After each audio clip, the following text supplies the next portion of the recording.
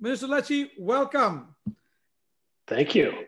Okay, so I was just saying that, everybody in Ontario, especially that have kids, the kids know of you very well now, given the fact that, is school going to start, not going to start? My 10-year-old knows you. So you're a very popular person.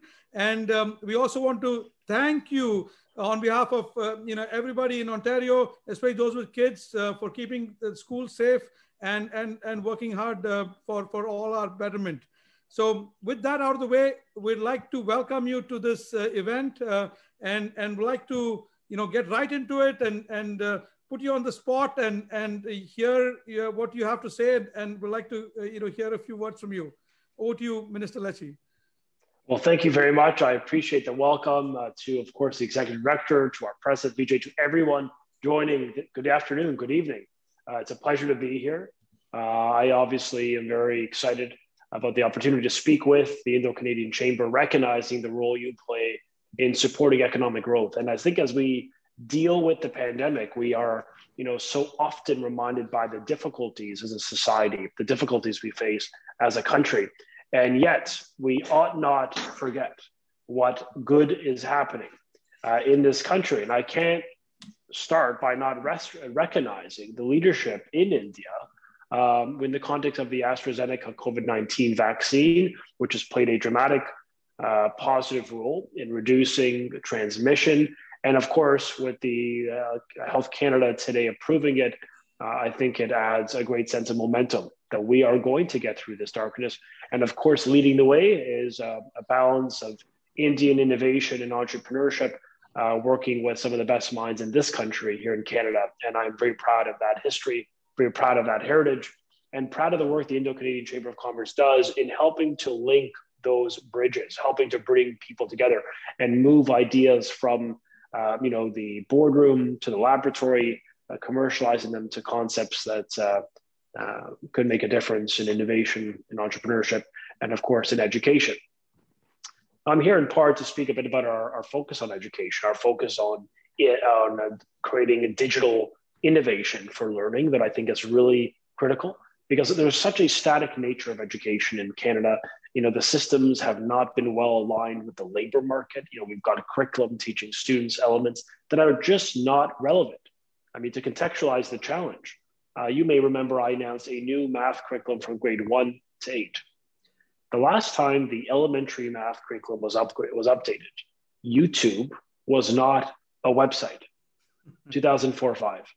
I mean, it's comical if it's not sad that it took that long to get the province to upgrade our math curriculum so that for the first time, children are learning STEM education, that every child from grade 1 and up, mandatory learning when it comes to coding, mandatory learning on financial literacy. I mean, these are just common sense changes to our curriculum to make it relevant and to really help young people succeed in the labor market. But I do want to speak a bit about what we're doing in the broader sense, because, in addition to education, I'll speak a bit about that. We want to make sure our businesses are succeeding.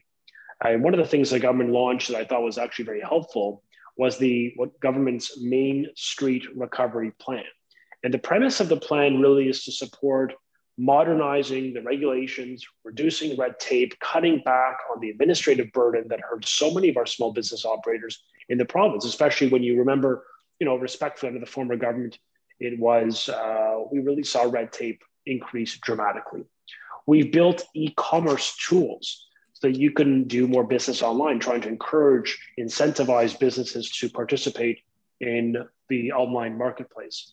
We've also provided PPE grants for Main Street businesses to keep you, your employees, and customers safe. Those are just some of the elements in the plan about lowering your costs, increasing exports, developing talent, accelerating technology adaptation and adoption, and encouraging entrepreneurship is the center of what we're trying to do in the province of Ontario. Now, we've made this support available for small businesses because we recognize how critical they are for our economic recovery. Now, I'm proud to join you really on behalf of our Premier. I was asked to speak really about the values, value-based leadership, value-based education, the approach that influence our government's understanding of how students can receive the tools they need to succeed in the marketplace.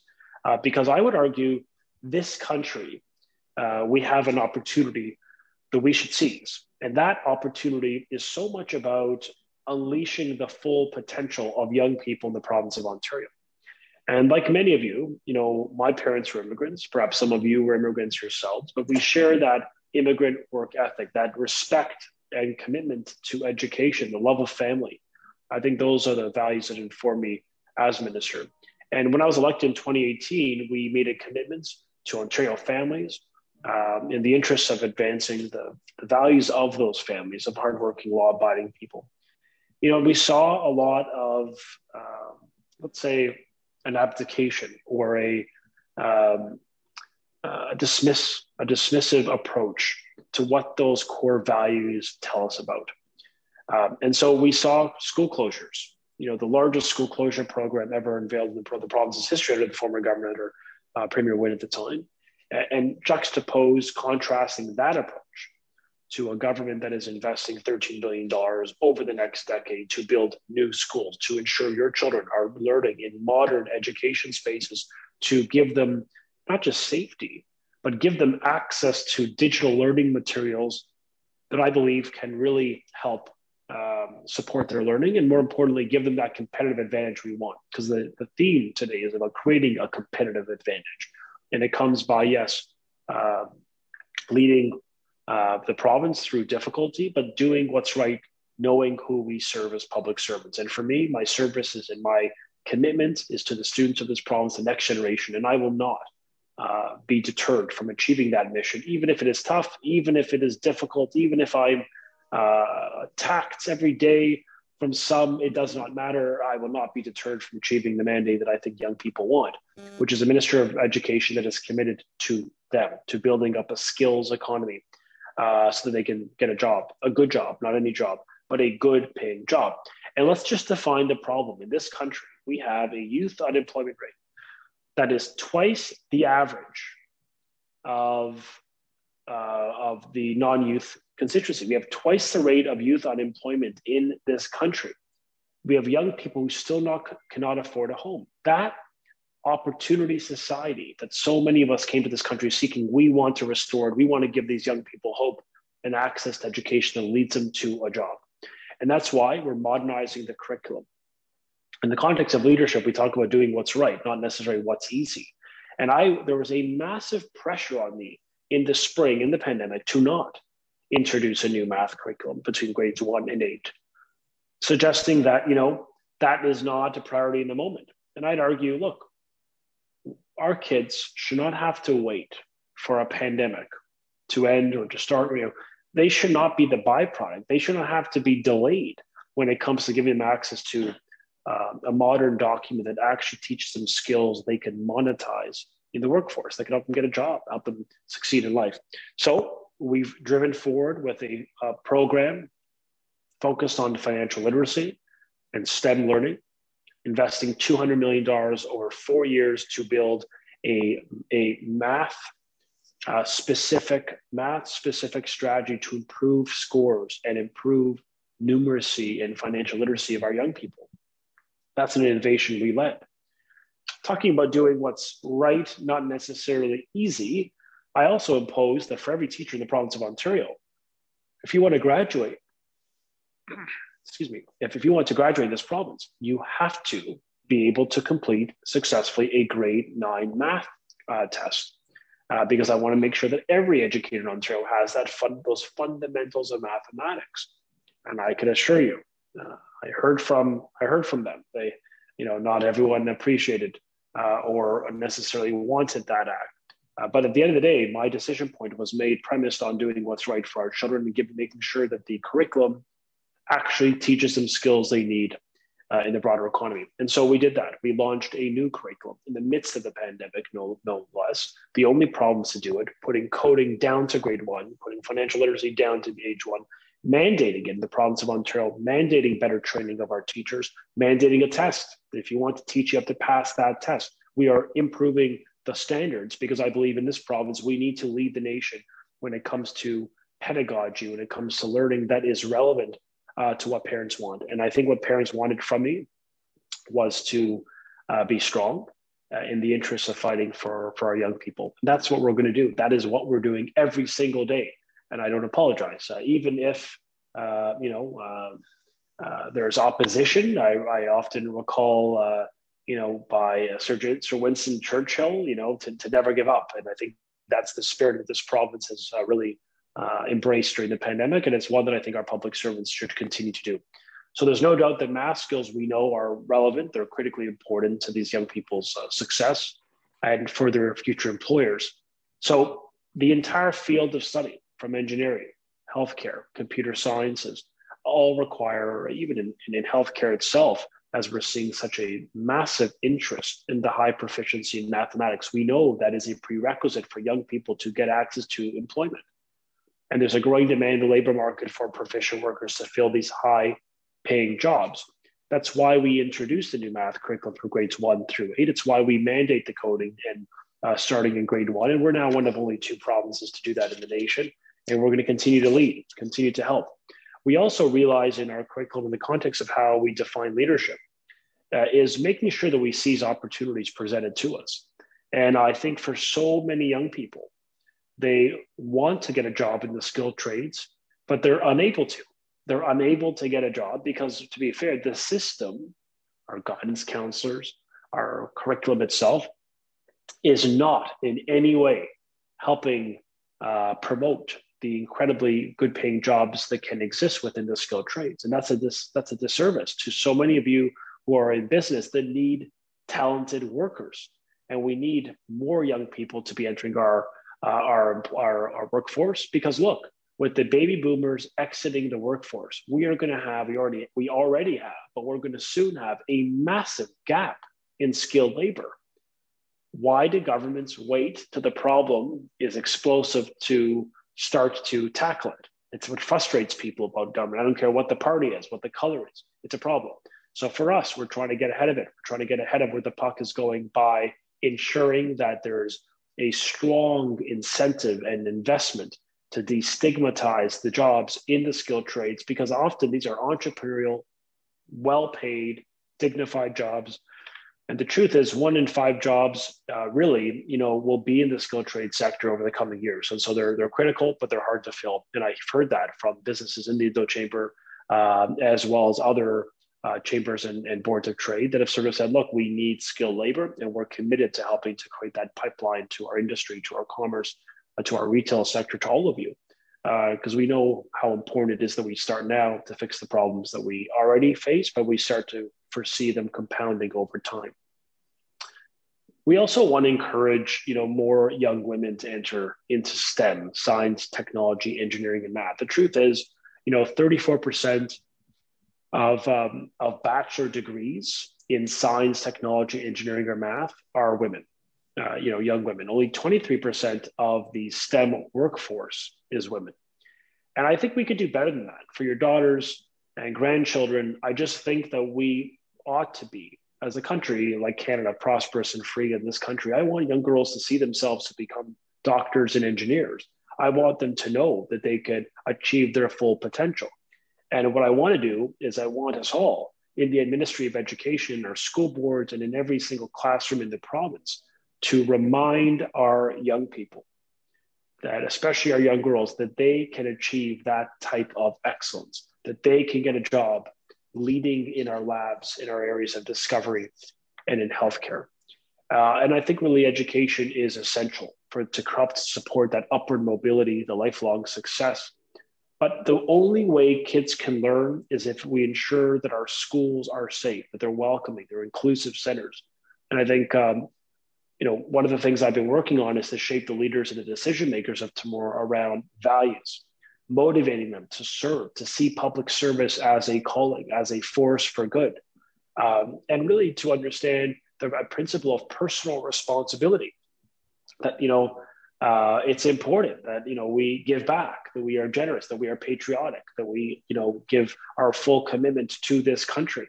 And I think that's the spirit of the Indo-Canadian community. I think it's the truth in my own experience with the Italian community. I mean, people who chose Canada. It wasn't an easy way to get here for my parents, who took a boat to Pier 21 for my mom. and to Ellis Island in New York for my father, both coming to Toronto eventually. It's just fascinating to think of just one generation ago, they sacrificed to get here, that their son could be the Minister of Education, the youngest in the history of this province and country. That is not a unique story, because there's many firsts, there's many incredibly bold people well before me that have created this type of opportunity. But to think that one generation ago, my parents, who had no money, couldn't speak English, didn't have a dime in their pocket, all they had was the greatest currency known to them, which was hope and a determination to do better for their children, to sacrifice so that I could achieve dreams that they couldn't even imagine. And so that's the story of Canada, one that I'm proud of. And to be fair, one that I think resonates with a lot of you, because that is your story. That is the truth of so many of our entrepreneurs and our successful leaders. You came here, you contributed, you gave back, you succeeded, and you created opportunity for your children and grandchildren. And for that, I just want to say thank you for your ongoing sacrifice. But one of the things we want to do is we want to make sure when a person comes here, they're not judged by the color of their skin. They're not held back by their gender. They're not discriminated because of their faith. That is not what this country stands for. We are a country that upholds the value of freedom, of human rights, and of civility. That's, I think, really important. I mean, look at the middle of the pandemic.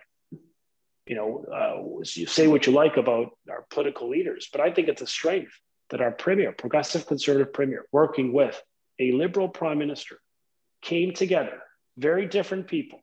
They are very different politicians. I don't even have to pretend like they've got much in common. But look, while I may not have voted for Justin Trudeau, it's shocking for you to hear. The bottom line is it's a strength that our premier is on the phone with this man and the deputy prime minister on the phone every single day. They forged a relationship. They put the country before their party. That's why I'm proud to be Canadian, because that's not the truth in every country. Look to the South, look to other places around the world. And I think for all of our imperfection as political leaders, and trust me, there's tons of that in government, I think the fact that our leaders are committed to putting people ahead of party is a strength in our country. And what I want to make sure is that when young people, when it comes to the value systems that underpin them, that help motivate them, that they're judged on their merit, that our leaders, like our students, are judged on their ability, on their merit, on their competence, on their hard work and their work ethic, not on their faith, not on the color of their skin, not on their place of birth, not on their income or orientation. That is irrelevant. That is not a prerequisite to know if you're a decent person that's going to make a difference in the world. And so we have challenges in Ontario, targeting,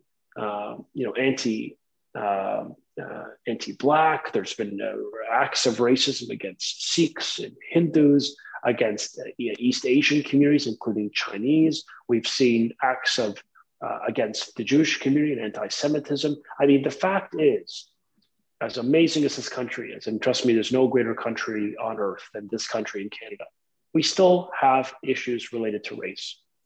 And that's why I've taken significant action in the Ministry of Education to remove those systemic barriers that held these kids back. And I think that's really important. One of which is really working to ensure that students that were not achieving have more supports to lift them up, not bring other people down, lift everyone up with more supports, particularly in math and English, so that they can get ahead. We've also ensured that, a variety of new actions in our curriculum so that people could see themselves, that students could see themselves reflected in the curriculum. More diversity, which I think is a true representation of Canada.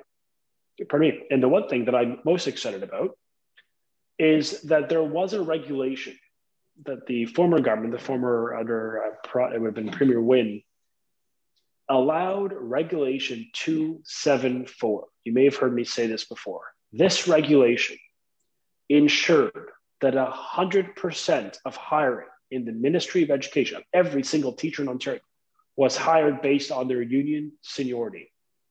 Not hired, not allowed to be hired based on their merits, based on their diversity, based on their education, qualification, or experience. Meaning, for a decade, we did not have a meritocracy. We had no way for an educator who worked hard, who was strong and innovative and, honestly, just incredible by any objective standard. That young educator couldn't get a job because he or she had to wait behind someone who's been in the union longer because of seniority. That regulation was proudly scrapped and eliminated, and it's now part of our history.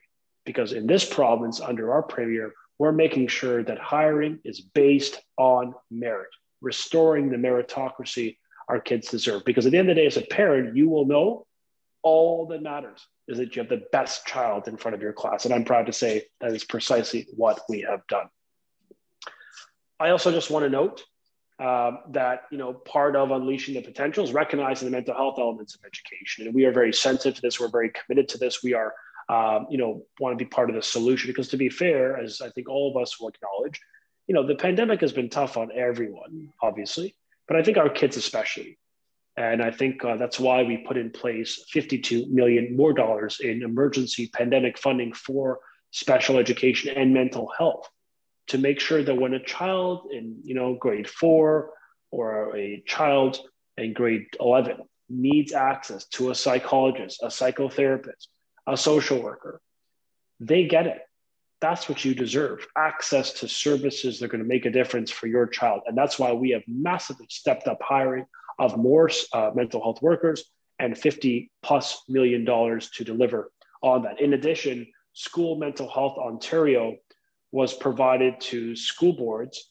An investment to School Mental Health Ontario was provided to school boards, which I think is really critical because that's allowing this organization called School Mental Health Ontario, led by medical doctors who have built documents and curriculum to make sure that positive mental health is mentioned in all of our classes every single day. We're really trying to build up that capacity. We've also taken action. One of the first jurisdictions in the industrialized world last March to close schools when the pandemic first struck. Then I said, look, my commitment is to get kids back to school. And as loud as the teacher unions were saying that schools were not safe, every single doctor, virtually every single medical leader, the hospital for sick children, the chief medical officer of health, I mean, the list goes on of leading medical leaders who said, no, schools are safe. Schools are essential, and our children have a right to be in them. And thank goodness we have a premier and, in my own limited way as your Minister of Education, that I'm going to continue to follow my true north, which is a value system that I abide by recognizing who am I here to serve? I'm here to serve our students. They deserve to be in class. It may not be easy. It may be challenging and uncomfortable, but we're going to do what's right. And that's why I was very proud to get kids back in school in September against the advice of opposition parties, against the advice of the teacher unions. Now, look, I'm not here to, it's just a matter of fact. They didn't want us to reopen in September. They then wanted us to close in October. They didn't want us to open in January or in February. And look, my guiding light in this pandemic and part of the leadership skills I think that we need to emphasize more on is knowing your strengths. I am not a doctor. I'm not an epidemiologist. I'm not a pediatrician, and I'm not a mental health expert. What I am is someone that surrounds myself by smart people who can give me that good advice, which is why I built a relationship with Dr. Khan, the CEO of Sick Kids, and why I've been able to build a professional relationship with other medical leaders, medical officers of health, because they have guided our decisions and they've made it clear we've got to get these schools open. There's nothing more important to the health and safety of children, which is precisely what we've done, following the advice of the Chief Medical Officer of Health, fully funded by this government, $1.6 billion. The largest investment of any province in the nation is this government, is this province, leading the way by getting all students back. And to be fair, we took a very cautious approach to our reopening. And I mentioned this before in one of our last summits, but the truth is when we look to getting kids back to class, for me, this was an absolute essential imperative. Nothing matters more. So when I had to make the decision on extending over Christmas, when all the kids, you heard the news that they got together and the positivity rate, all the cases were increasing with students because they were over the break, over the holidays, getting together. I made a decision based on the medical advice to extend the school closure. And eventually we got to a point where we're like, okay, let's reopen schools. It's safe. The community numbers came down. I was the only Minister of Education, and our government was the only one in Canada that waited until community numbers came way down. Most provinces just got the kids back early January. We were cautious. We didn't take a risk with your child. We never will. And so we're going to continue to follow the advice, continue to make investments. 95% of our schools have improvements to air ventilation systems, to the HVAC systems, for example. We have 3,300 net new temporary teachers working within our schools, funded by our government, another 890 to be hired. And of course, we have more custodians, 1,400 more custodians, 400 being hired. We have an investment in cleaning and additional supports in expanding access to asymptomatic testing for students that don't have symptoms, making it voluntary, always. We respect that you make the decision as the parent. We're putting it in your community. We're putting it literally in your community, in schools right around the corner often, so that you can choose on your time to drop off your child and get a less invasive test. It could be we're doing saliva tests. Now we're doing the lower nasal test. And I think this is very positive for students, and most especially it encourages participation because it's not a painful exercise. So very reassuring that we're expanding testing, 50,000 tests each and every week. We have capacity for. We've enhanced the screening of a child before they enter a school. And we've done this part of a broader vision. We've cohorted the kids because we want to make sure kids can be kids. They can still play. They can still enjoy the benefits, the social benefits, but that we keep them safe. And in this province, 8 in 10 schools, it's actually more like 8.5 in 10 schools have no cases of COVID at all. The fact that 99+% of students don't have an active case demonstrates to me that the parents are doing their part, keeping the kids safe, and most importantly, it demonstrates that our schools have been safe. So we're proud of the work we're doing. We're grateful for the partnership. We know that when it comes to protecting children, we will take no risks. And it also, I think, underscores for me what it means to be the Minister of Education in a time of crisis. The one constant in my time, and I say it's a great level of humility, but it's been trying to, as the expression goes, see the forest from the trees. Remove myself, take a step back. I got into this, got elected. A year later, I'm an MPP. I was a parliamentary assistant to the Minister of Infrastructure. I was the deputy House leader, and then the parliamentary assistant to the Premier. But I was not a minister for the first 12 months. Then on month 12, I got appointed minister by Premier Doug Ford. Every politician wants to be a minister. Okay, don't listen to them. It's a dream. And then you get it, and I'm told I'm the Minister of Education in the middle of a long negotiation, a protracted negotiation. So now I'm thinking, oh my goodness, this is going to be an interesting experience. The first time in cabinet, I got thrown a bit into the deep end, if you will. And yet, what was inspiring me then, as it does today, is that I didn't get elected to be popular. I didn't get elected to be loved because I got in the wrong business to do that. I got elected to do what's right. The legacy of truth, that we always stand up for those that we believe need a voice. And our young people need a voice in government. We are spending money, with federal government at so many levels of government, spending more than we have. It's our kids that will pay the consequence, the intergenerational debt borne on them. It's our children that can't get a job, our children that can't afford a home. And it is the young people that need that voice. And I'm proud that our Premier has given voice to the next generation of people, of leaders in Ontario to step forward and to make a difference. And it's an honor to serve 2 million children. I'm responsible for almost 500,000 kids in childcare with a dynamic team, some of really strong, capable, decent people who came to do the same, to make a difference. And I just want to say, I'm very proud of what we have done.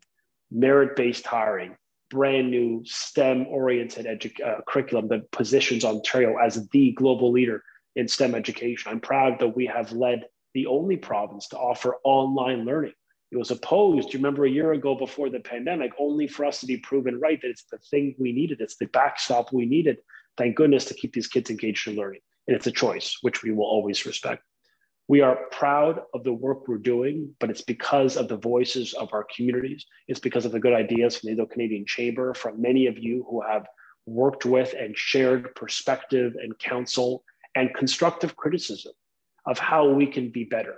and better serve you as we get through this pandemic. But I remain hopeful in my heart. I remain grateful to every one of you for continuing to be generous. I know the Indo-Canadian Chamber has really stepped up in a major way to give back, to help many people who need it.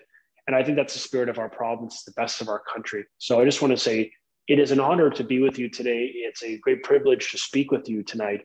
And I just want to, again, thank you all for the work you're doing on the front lines, helping to create jobs, protect jobs, and help this country get through this recovery. Because I worked for Prime Minister Stephen Harper in the 2000 for almost 6 years.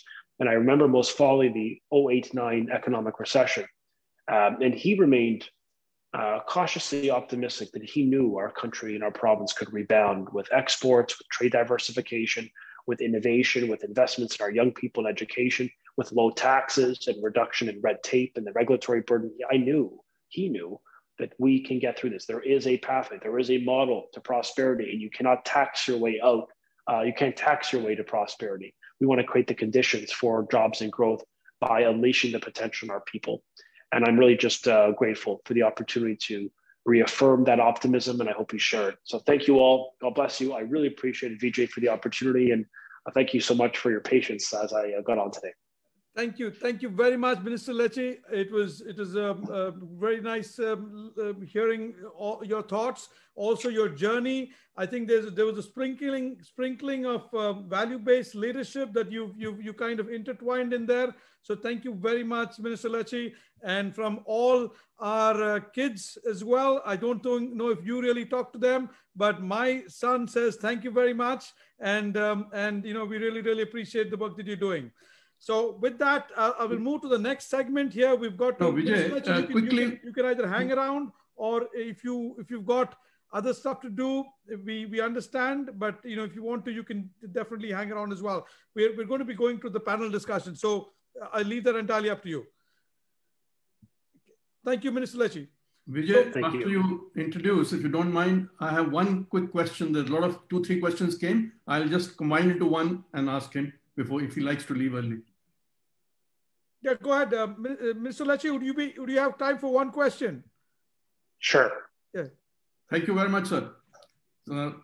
I think we are very much inspired with your young leadership, and we know you were in the Harper's when he was the Prime Minister, working there and building close relationship with India. I think we enjoyed the best relationship that time when you were part of that team when Modi came. So yes. I know you had a big role in that. So here, a lot of parents are also part of the panel, and they have sent questions, and they're keen because there's a famous saying that end of education is basically character. So when we are building a business and we are building business leaders with good values and good character, the whole raw material comes from the schools. So if the school children are given in a professional way a training to integrate values into the curriculum so that they become better citizens, holding a better character and their respect, and whole humanity has got common values. So what is the focus? How your government in the coming months, I mean, we know you're passing through a lot of, due to COVID and all kind of situations and emergency, and a lot of administrative things have to be done. But as a long-term strategy of your government, you being a young leader, and we have a lot of hopes you can lead it through, how do you we can integrate values into the curriculum so that we get a better end product who thinks good character, good values, respect for everybody? Yeah, it's a really positive question. I appreciate that, Mr. Sharma. I was working with Prime Minister Harper when we had the historic visit of Prime Minister Modi, and I'll never forget, he gave me a props, which I thought was, I thought that only the young people did that. So he was the first older gentleman to do it to me, and very interesting person. We saw the leadership in Gujarat and other regions that he governed in. I think there's an entrepreneurial pathway that can be learned around the world of some of the work that he did to attract foreign investment. And so we want to do the same here. But to your point on values, that is such an important point. I think one thing that we often need to better do in education is to build up a character of these young men and women and pride in our country, that we live in a country, the values of freedom, of democracy, of human rights, the rule of law, of civility and compassion. These are the Canadian values that I think define us, and they have for generations. So we are revising the curriculum with a message or with a lens of ensuring that character development, that civil discourse, that the idea of debates and disagreement is a strength. Because we live in a society where if you disagree with some people, it's part of the cancel culture. If they disagree with you, they just want to get rid of you. That's not democracy. That's not freedom. We need to create a generation of young people who know how to debate, how to exchange ideas, how to, passionately articulate their perspective. So we're building up the skills to do that, particularly through ideas of critical thinking, concepts of understanding lessons from history and applying them to the contemporary sense, and really going away from just learning about these abstract concepts and making the young people apply them by doing more case studies, having them think critically through and apply them in their lives. So there's a lot of character building we do in the ministry. We're going to be doing more of it. And from a value perspective, one value I seek to really build up is a sense of patriotism and service, that our young people could make a difference in public service. They could literally help change the world. I mean, that should not be, a talking point. And so we're trying to achieve that through a curriculum that's updated, that's labor aligned, and also gives them the life skills. What I'm hearing from you is much of this is about creating life skills that they can apply in school, but also after school, well beyond school. And so we're going to build up those foundations through our curriculum reforms. And I'm really excited about some of it because it's going to really encourage young people to believe in service, in public service, and the concept of giving back and of contributing and punching above our weight. Thank you very much. Thank you.